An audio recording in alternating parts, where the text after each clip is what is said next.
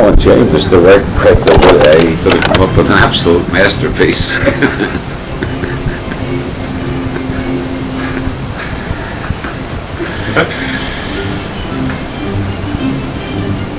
I'm sure James Joyce would have thought so too.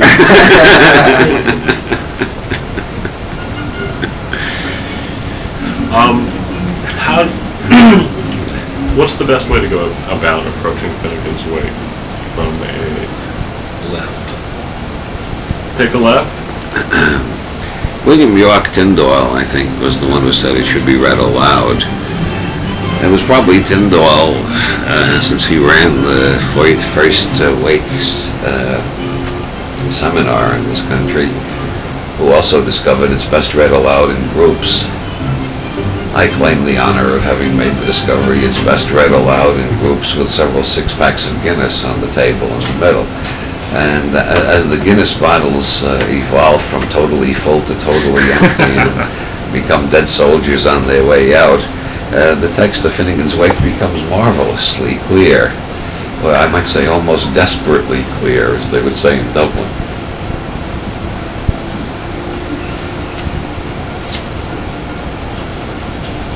So Arthur Guinness plays a major role in Finnegan's Wake because his name, Guinness, is an English shortening of Mock Angus, which means the son of Angus.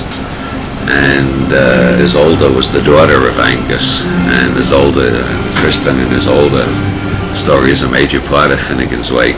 So that's one link with Guinness. But Arthur Guinness, Arthur is the primordial Indo-European root for a bear. So Arthur Guinness gets identified with the primordial bear god, who also appears as Artemis, and Arthur, Duke of Wellington at the Battle of Waterloo, and also the bear god is all through Finnegan's Wake.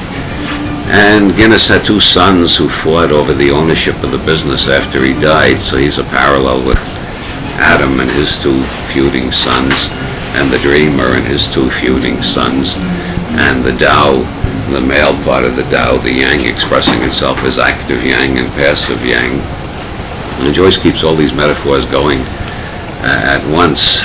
And Guinness also makes the brew, which makes the minor cycle in the book. The major cycle is the rain comes down in Wicklow, becomes the River Liffey, goes through Dublin, empties into the Dublin Bay, evaporates, becomes clouds, floats over the land, comes down as rain in Wicklow, and becomes the new river that repeats the whole cycle for eternity. And within that there's the minor cycle, where some of the water from the Liffey gets used in the production of Guinness and gets drunk by the hero and passes through his esophagus and bowels and whatnot and gets excreted and becomes part of the sewage in the River Liffey and floats out to sea and becomes part of the cloud and participates in the cycle. So there's the natural cycle and the intestinal cycle inside the Dreamer. And these are isomorphs of each other. And Guinness is also in the book because Guinness's brewery is at St. James Gate, and Joyce put in everybody who had any coincidental connection with his own name, James or Joyce or even Augusta.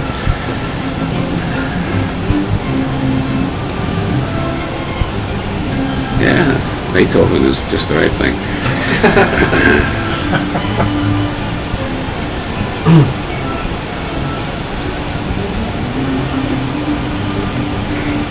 They always use such flattering angles.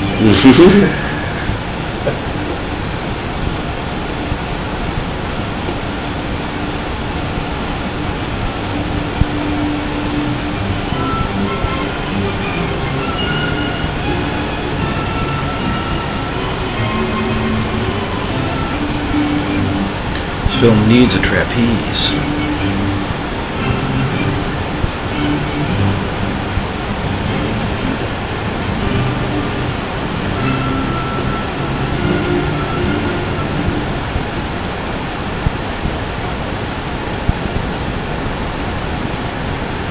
No more questions? This is probably the hardest interview you've had to do, eh?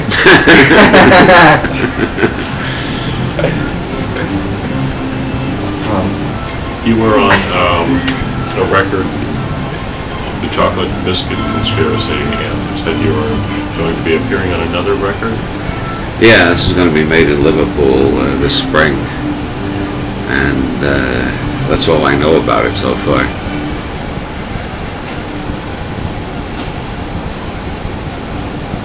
Well, you'll have to let us know how you get a hold of it when it comes out. I will notify you. You can rest assured of that. So what is this, like I said, would this become your first career if it really took off?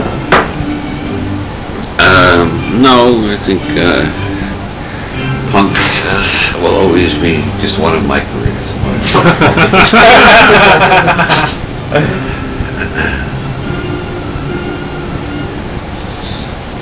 Another beer? Somebody seems to Sure. be giving me another one. You'd like one, Mark? Anyone else? This Drink will a be Guinness, officially Mark. sanctioned by the Vatican. Drink a for birth Guinness. control. Proper birth control practices. Oh, you should. What were some of those? You gave some of those limericks were really good. Those were. Yeah, quite entertaining. Yeah. What were some of those? There was a young lady named Gloria who was had by Sir Geoffrey de Maurier, then 6 other men, then Sir Geoffrey again, then the band at the Waldorf Astoria.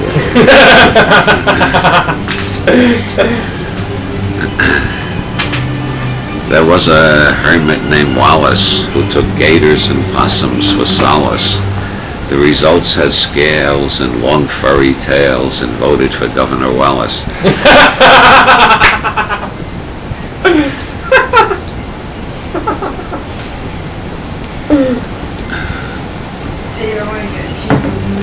Laughing.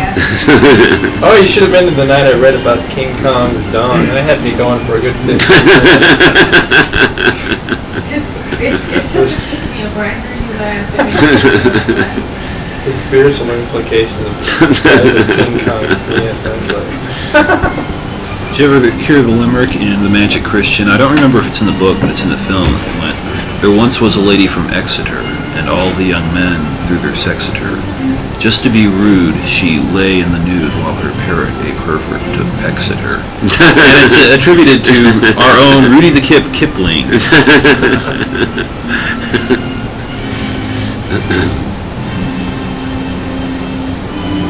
That's one of Eric's There favorites. once was a man named Urban who had an affair with a turban.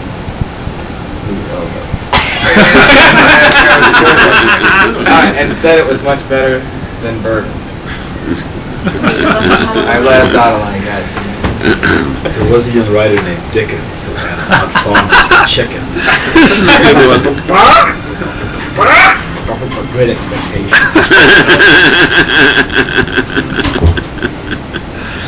Roses are red, violets are blue. You think this will rhyme, but it ain't gonna.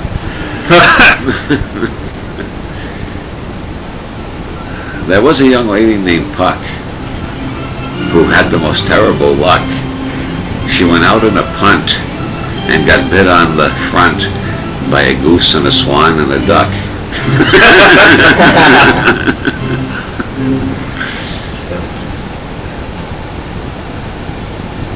There was a young man from Nantucket.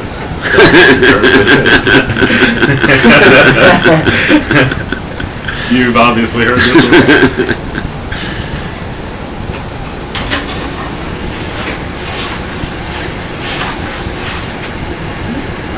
There was a young man from Nantucket. Who had a dick so long he could suck it.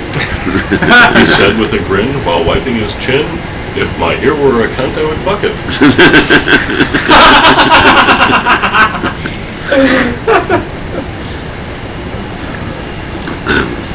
So we all know that your wife's the most beautiful woman in the galaxy, the universe. I'd like to hear your description of her. What does she look like?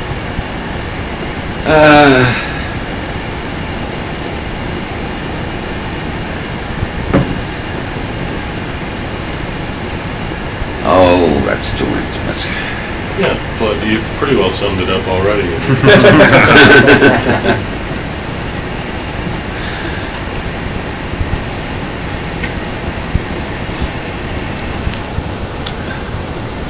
We've been married 30 years, and I'm more in love with her now than I ever was.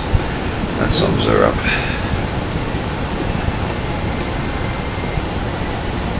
Any up-and-coming conspiracies we should know about? The new kids on the block. Well, there's the bondage conspiracy led by Ralph Nader. Somebody who does a lot of traveling like me begins to appreciate the extent of Nader's bondage fixation. You ride a plane for 6 hours across the Atlantic and you're strapped in. You get off the plane, you get into a car, and they tell you gotta put your strap on. I can be fined if any of the passengers don't have their strap on. So you're strapped in a car for an hour and a half. And you find you're spending more and more. The more you travel, the more and more of your time you're spending strapped down, because Nader is a bondage freak and he wants the rest of us to be bondage freaks.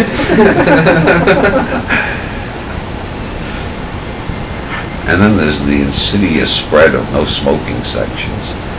I got busted in the 60s for working against segregation. I come back and I find the segregation has been reinstituted, but I'm the victim now instead of the black people.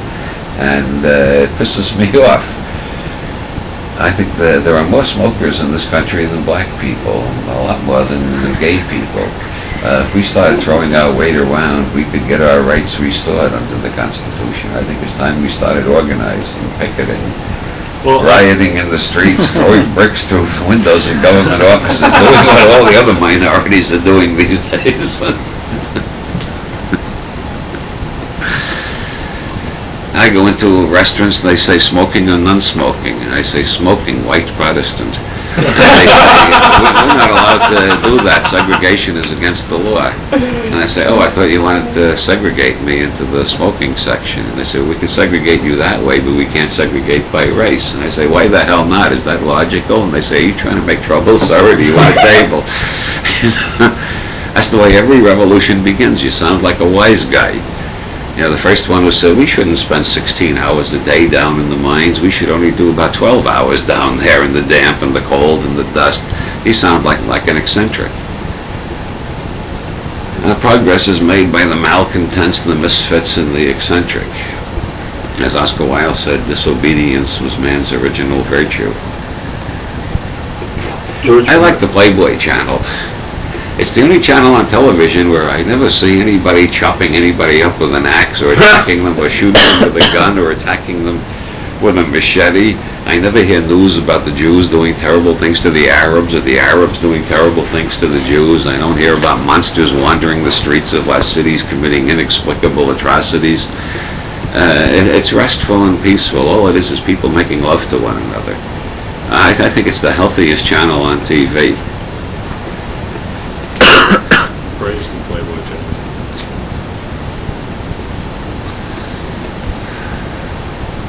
Does the Bunny Man really own the Playboy empire? I only worked there for 6 years, and I'm not privy to any of the inner secrets. But I have been told that Hefner disappears between midnight and 2 a.m. and nobody knows where he goes. They see him climbing down the wall of the Playboy mansion upside down with this big cape on him. And the next day, 5 or 10 beautiful young women come in with ears and tails on them and say, we want to be bunnies. They've started turning into bunnies already. And there are some sensational investigators who claim to have eyewitness testimony of Hefner creeping into bedrooms and biting these young girls on their necks. And that's when the ears start growing and the tail starts growing and they start turning into bunnies. But I don't believe that. I think that's just folklore and idle speculation and an obvious rip-off from Bram Stoker to boot, and I wouldn't want to be responsible for spreading that. Well, we certainly won't. Off the record. I read the manual for the bunnies once, a training manual. That must be an interesting Oh book. yeah, it has some of the greatest prose in the English language. I think, you tell me something in Shakespeare, something in H.L. Mencken, something in Joyce that compares with this. Such simple words to create such total insanity, such a magnificent satire on itself, and doing it unconsciously too. Always keep your tail white and fluffy. Remember, it is your proudest possession. That sums it up. Isn't it? That sums it up right there. It is your proudest possession. I think that falls under the meaningless.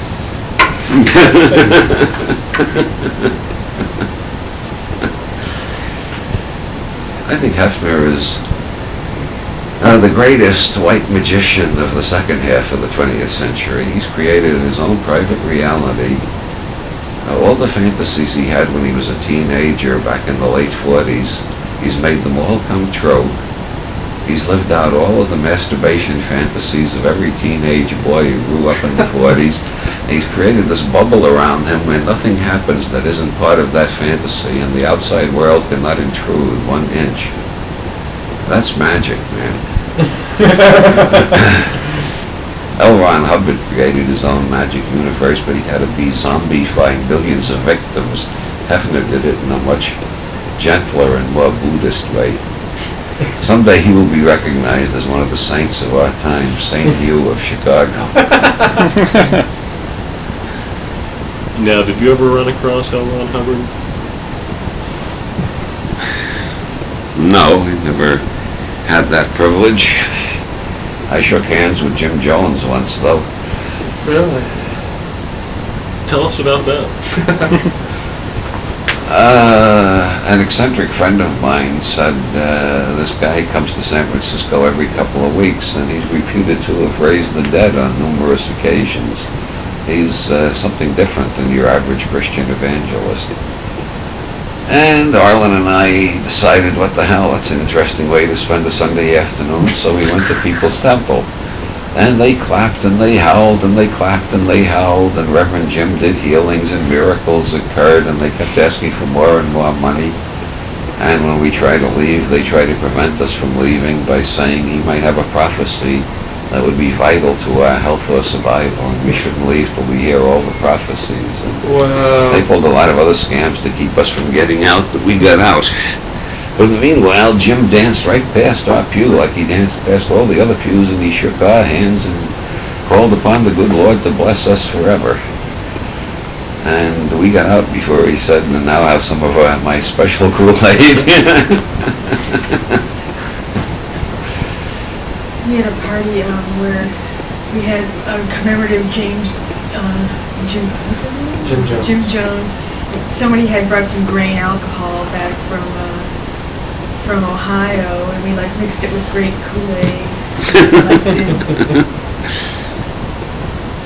We all got totally plastered. Have you heard the Guyana recordings? Oh yeah. There's this Was he real charismatic, or was he just your run-of-the-mill? Charlatan. Yeah, He didn't seem especially charismatic to me.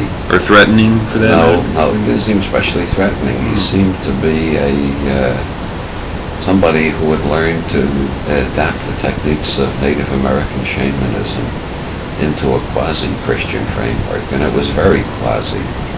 They mentioned the Bible occasionally, but the whole church really revolved around Jim Jones and his miracles. The Bible and all the prophets and Jesus and all, that was very much in the background. It was Jim and his power that was the major focus. And it was very shamanistic. His dances were hypnotic. I didn't know that he had danced. Oh yeah, he danced all through the audience. He danced with a tremendous energy, a superhuman energy only possible to somebody taking as much speed as he was taking. And shook hands with everybody and gave the power of God to them with his handshake, and everybody felt it. I felt it too. With enough cocaine and an active imagination, great wonders are possible. They've known that in the Amazon basin for a few thousand years. Our society is just learning it. What do you think he offed himself on? Everyone else just. I think cocaine is a rather dangerous drug for a lot of people. I've seen an awful lot of people go off the rails on cocaine. And the general syndrome is increased energy and power and excitement, leading gradually into a sense of being surrounded by inferior and possibly dangerous beings plotting your downfall, evolving into a baroque and intricate conspiracy theories about the whole world. And he's not the first coke freak to have done himself, and he was the first one to persuade 900 dupes to join him.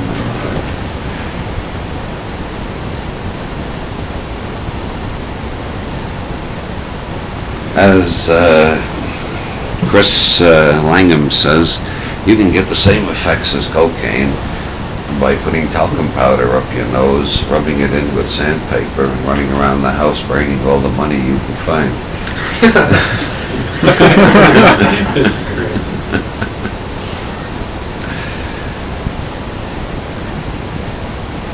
Sounds good. That seems how the money, that's basically what seems how the world is going around right now. With the rich people selling the heroin and cocaine, like you said earlier. Basically, that's why the CIA has its power it does. It's going to continue to do so. It seems they're financing these little war zones. I'm wondering what are people going to still want to have cocaine? Is it still going to are we going to get a better alternative that can give them the same effects, so we can take away the market from the CIA and the guys that are running guns for drugs? Because it seems to be the major problem to me of why things are just pretty corrupt, just kind of on an entropy, fizz out, total burnout. The whimper, not with a bang, but the whimper. Yeah, cocaine is a very important part of the world economy now, and anything that would knock the bottom out of the cocaine market would have catastrophic effects throughout the whole system. And be ruthlessly suppressed if at all possible. So why is there this big push towards, getting drugs and drug testing and stuff and getting them out, just saying, why is that if it's such a big important part of the economy? Well, the dealers want to make sure they get from one destination to another. So they want to make sure the pilot's okay.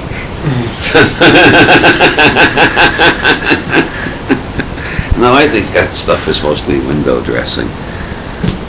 They're not really checking the urine of that many people, as far as I can find out. It was just a lot of noise to make headlines and look like they're doing something really desperate.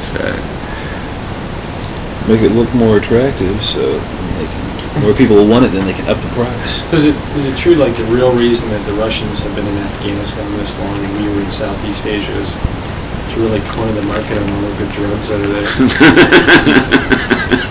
I don't know if that's true. I've heard that argued by people with a lot of facts at their disposal. They didn't have quite enough facts to convince me that was the total explanation of these things. It's a partial explanation. It always seems to buck up the troops, though. It's part of the evolutionary scheme of things. Yeah. Army guys are real high, right, Mark? Mark, you were in the Army. How many guys use drugs in the Army?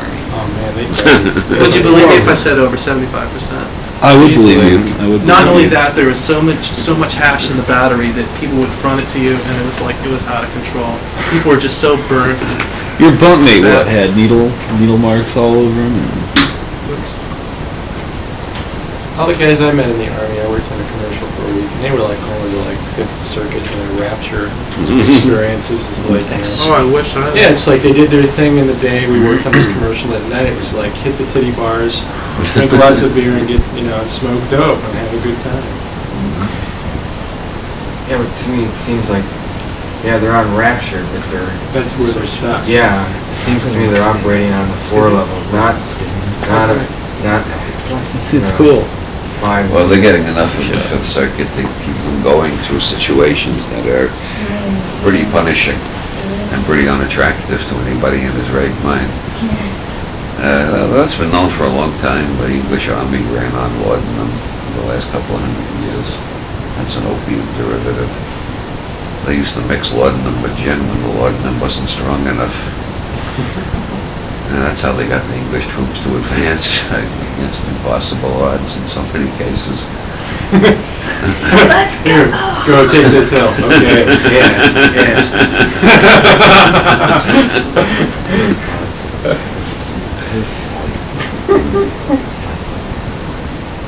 No, the anti-LSD laws did not stop the spread of LSD, obviously, any more than, when there were maybe a couple 100,000 users of LSD when they put the law against it, and in a couple of years there were a few million. Does that encourage it, like putting a taboo against it? Yeah, well, the same thing happened with marijuana. In 1937, there were an estimated 500,000 marijuana users in this country, mostly blacks and Chicanos, mostly in Mississippi and Texas, and New Orleans. And then they put a law against it, and that was 1937. They spent 51 years enforcing that law to destroy the habit of those 500,000 Southern blacks and Chicanos, and the profit they've got out of that 51-year war is that there are now somewhere between 40 million and 70 million marijuana users in the country, depending on whose estimate you believe. So with that kind of success, they're naturally applying the same principle to cocaine, I've got a poster, a reproduction of a poster from like the 1930s. It's one of the anti-marijuana posters, and it's, total propaganda. But like at the very bottom, you read the fine print at the very bottom, sponsored by the American Brewers Association.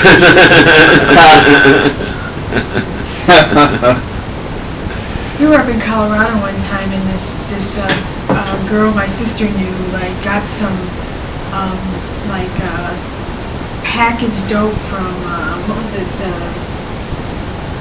One of those tobacco. People who put out Salem. Yeah, Winston-Salem. That's what it was. And it came in this little can, Coffee this can. tin, and it was like real generic stuff. It was like weed, like oregano. But it was amazing. It had a label on it and everything saying Winston-Salem tobacco. It was like a test market type of thing. That was that hoax someone had pulled on. That's kind of what I thought it was. Yeah. I don't know. There's been a rumor about that with the cigarette companies have been stockpiling it. Maybe they're just trying to load it now. Well, there was a Rolling Stone article that Yeah, they they were already had old. brand names. Yeah, they already had it packaged and ready to go. Whenever. Whitney Brown on Saturday Night Live. Did you see that? His thing about how we can solve the trade deficit. That was great. With Japan is that what we do is we get the Japanese to start smoking marijuana. Which is our number one We agricultural grow the best crop. marijuana in the world up in California and Oregon, and we can basically get them all doped up and They're buying right. our pot, and we'll be getting the money. Plus, That's right. they'll be so mellowed out they won't work so hard. That's right. Their work hours. Said their productivity will drop like ours did. The future of America rests in film canisters throughout the And we'd be nation. rich. That was what the opium wars were about. There was a huge trade deficit between China and Great Britain because there was nothing the British wanted, the Chinese wanted. The Chinese had this great civilization there. They didn't want anything from the British, whereas the British were getting all this silk out, all this tea out, and all this Chinese stuff, and their specie was going into China from Western Europe, especially from Britain, and it's wreaking havoc with the British economy. So they did all they could to increase opium addiction in China, the opium that they were growing in India. And when China tried to stop this, Britain invaded, and that's what the opium wars were about in the 19th century.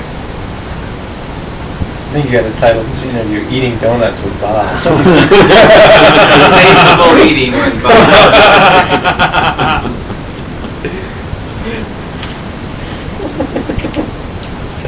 Oh, we're just talking about Cuba. Oh, you had a psychic TV experience. I have psychic TV experience too.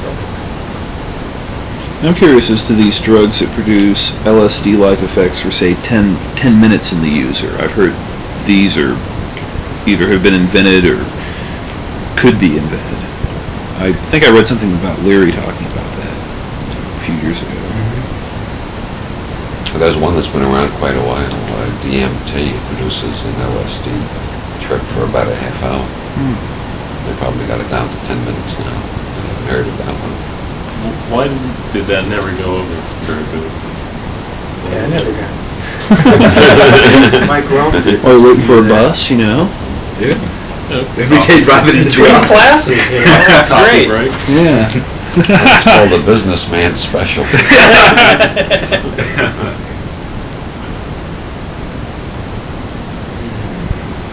What was it like?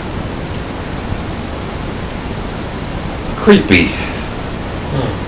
You were apt to see things like buildings swaying back and forth and people's noses growing, and it was a real surrealist trip. Wasn't really that much like LSD at all. It was more like belladonna.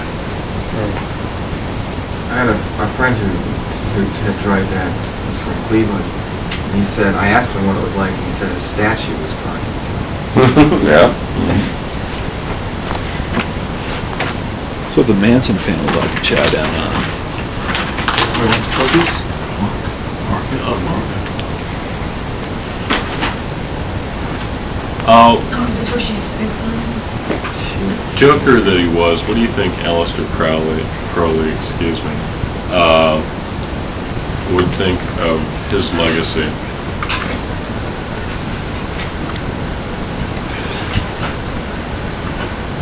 Well, that's a good question.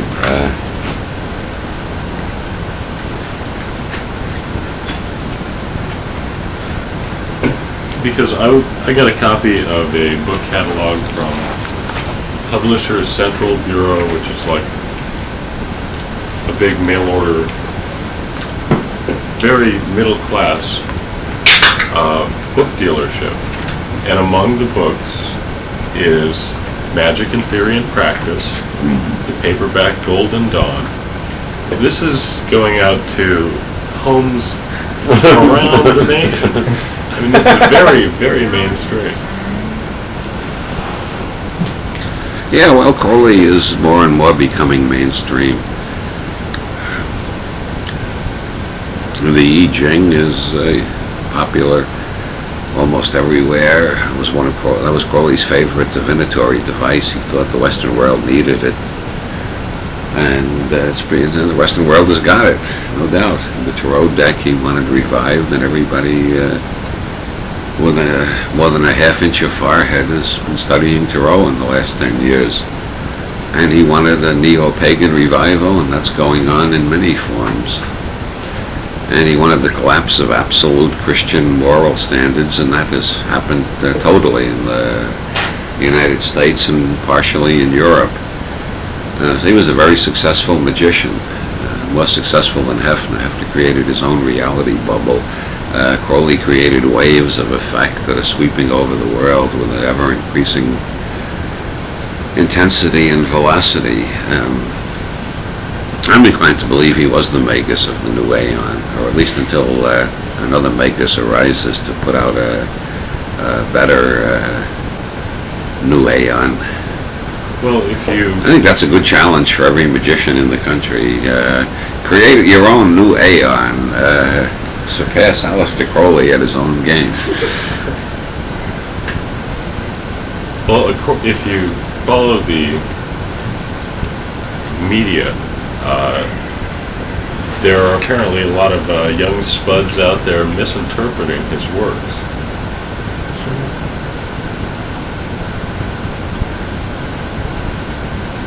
For example? Well, it seems every time I see an article on teen Satanism, etc., his name is always brought up, and this is usually from the interviewee as being someone he reads, and apparently there are people out there misinterpreting his work. Does that concern you? Yeah, there are people out there misinterpreting Jesus. They've been doing it for 2,000 years. That concerns me a lot more. There are more of them. There are nutty Crowleyans around, like there are nutty Buddhists, nutty Islamic fundamentalists, like Sirhan and Mehmet Ali Agca and Yasser Arafat and so on. There are mad Mormons. I believe some state has a governor who fits that. What state? I forget what state that is. We don't want to talk about It's a bad state. And of course there are mad Crowleyans, and all of this general insanity concerns me very much. The Crowley insanity concerns me less than most because it's comparatively microscopic. Have you read the book, or are you familiar with The Ultimate Evil? A book that came out recently claiming to link... Is it a biography of me? No. I keep waiting for that. The author's theory links the Son of Sam shootings, Charles Manson, and the Process Church, which was, and apparently still is, a fairly wide-reaching occult organization based in England, whose motives are far from admirable. You familiar with the Process Church or any of that? Because that is... Yeah, I thought they were practically defunct. They were everywhere in the late 60s. They were at rock concerts and peace demonstrations and every day wandering around downtown in the cities handing out their literature. And I haven't seen or heard much about them for about 10 years now. If they're a major menace, they've certainly managed to conceal it very well.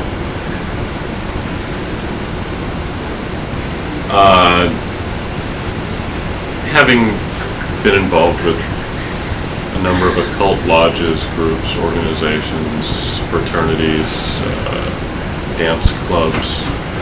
Marching and Jowda societies. Exactly. Have you run across Anton LaVey? We had a brief correspondence once. Well, when I was an editor at Playboy, he sent quite a few letters in there. And I was editing the Playboy Forum, which dealt with letters on civil liberties and occasionally general philosophy, as much as we could get away with. And LaVey wrote several very amusing letters parodying Orthodox Christian dogma. And I kept trying to get them in, and I kept getting overruled by the managing editor. I don't know, maybe I got one of LaVey's letters in, I don't remember, but most of them I just never got in, even though I thought they were the funniest letters we were receiving from many of our readers. I know a former member of the Church of Satan who tells me that the whole thing is very neo-Nazi and right-wing and pernicious and nefarious in numerous ways. I have no personal intimate knowledge of it. The guy who tells me so many dire things about it tells me equally dire things about numerous groups, some of which I'm convinced are quite harmless. I think he's a professional accuser.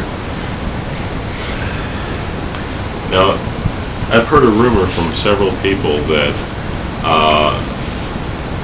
you can't teach in the California public school system if you are or have been a member of the OTO. Have you heard that?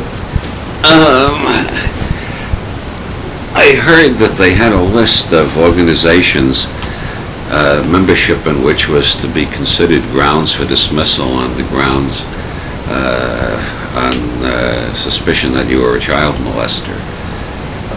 And among those organizations was the OTO and the Golden Dawn.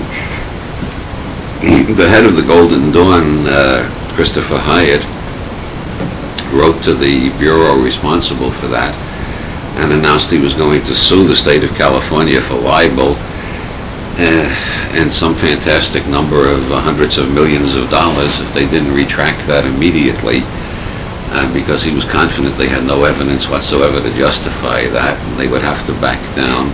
They settled out of court and that was removed from the future versions of the guidelines. I don't know whether the OTO became aware that they were on that list and did anything about it or not. Well, there are at least, what, half a dozen OTOs? At least a half dozen, all of them claiming to be the real OTO. But I think is the way Alistair would have wanted it. It's not supposed to be easy to find the door to the other world. You're supposed to have to struggle to find it. If there was only one OTO, it would be too easy. Now people have to use their, what Crowley called their ingenium, to figure out which OTO will get them in. I was lucky enough to find it fairly early, but I'm not going to give away I'm not going to spoil other people's fun by giving it away.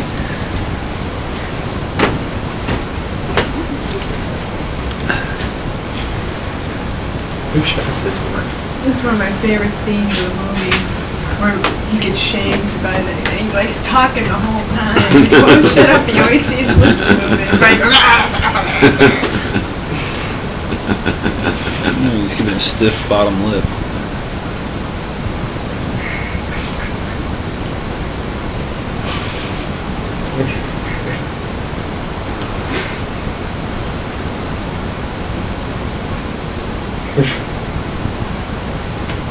Now, you're currently working on 3 scripts that we can't talk about, correct? I can give you the titles.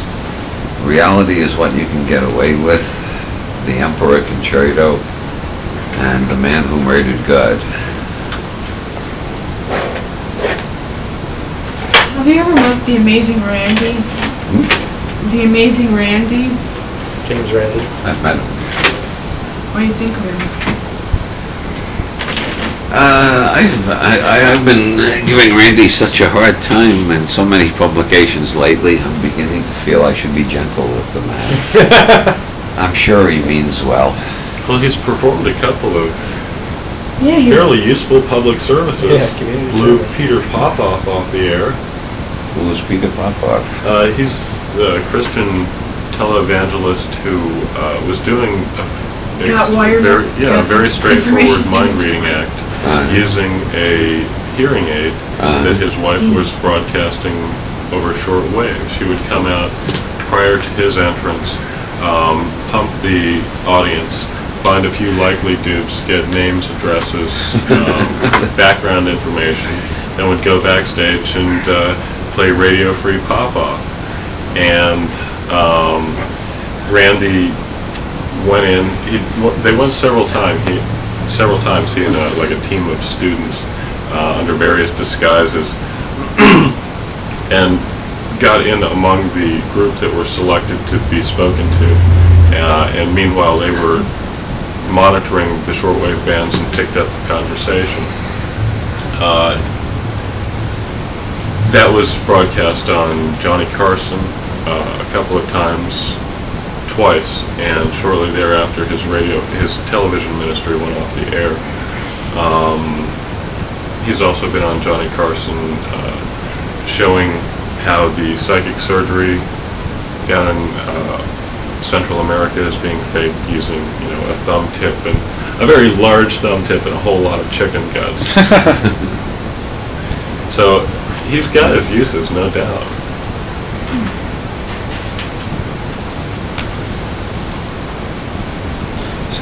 Skeptical Inquirer is a good rag. Was Psychop on that list of potential child abuser lists? No, they weren't. They're Because Randy, respectable. there were some people circulating vicious rumors about James Randi, his sexual preferences, and so forth, which I thought was, beyond the pale. Yeah, I saw several magazines publishing statements that they had received libelous material about Randy and that they were not going to publish it because they couldn't find any basis in fact to support it. But they had it and they wanted to let you know it. Yeah, but it was not harmful to Randy. It was the way it was worded in all the magazines I saw. It was repudiating the people who put out that stuff. Well, you I'm sure received Saucer Smith, James Mosley's newsletter. I used to a long time ago. He's still doing it, cranking them out like clockwork. You've heard about the Well, he had an issue where he said you had to write something for the next issue or he'd take you off the mailing list, and I was so busy that month I never got around to writing anything, and so he took me off the mailing list and I never got back on again. Oh. You've heard about the MJ-12 controversy. Yeah, Randy has his uses, but I have felt moved to criticize him because he lacks a sense of decorum, to say the least of it, and rigorous intellectual honesty, to say the most of it. he is apt to make charges that are harmful to individuals when he can't prove them. They're just his prejudices. And in many ways he reminds me of Senator McCarthy. He has no consideration at all for the harm he's doing, and he is incapable of conceiving for a moment that he might be harming innocent people. But he does do some good. He means well, as I said before. Well, he's doing a Houdini. Uh-huh. I think Houdini was a bit more scrupulous than Randy. Well, have you read the Freudian analysis of Houdini's life called The Mind in Chains? I read a short Freudian analysis, not a book-length one. Very interesting. The inspiration for the Harry Houdini Died For You Society. Mm-hmm. Died For Your Sin Society.